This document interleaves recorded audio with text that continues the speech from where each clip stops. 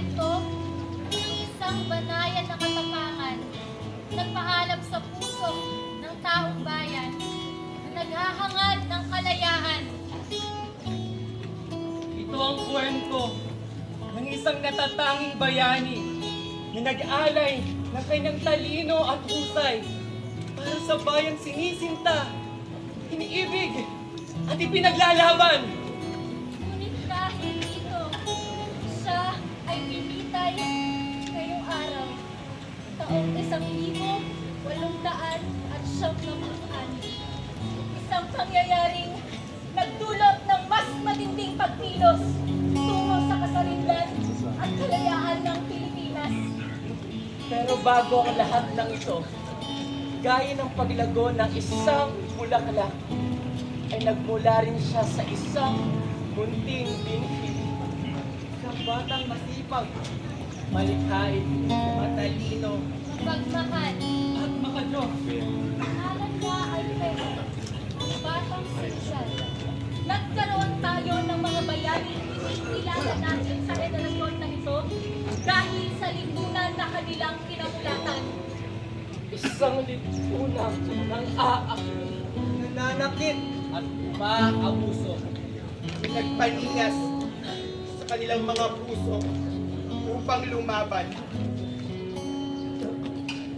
Ang batang Rizal ay buhay pa rin at nakikita natin sa lansangan.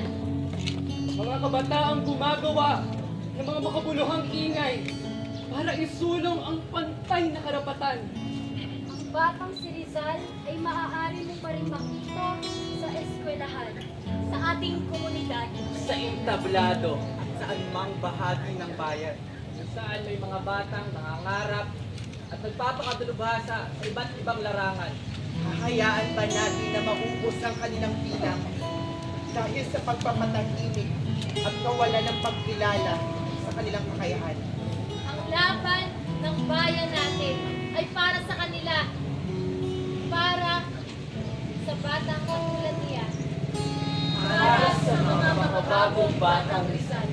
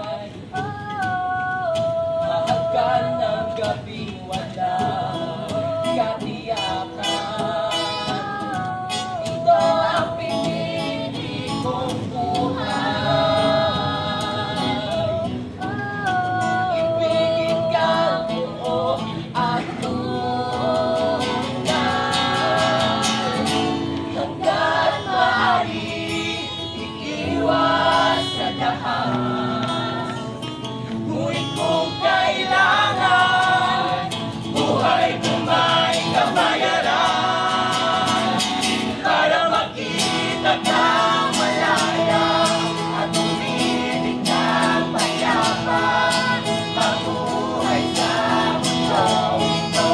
Itas sa takot at tulot maging hanggang malaya.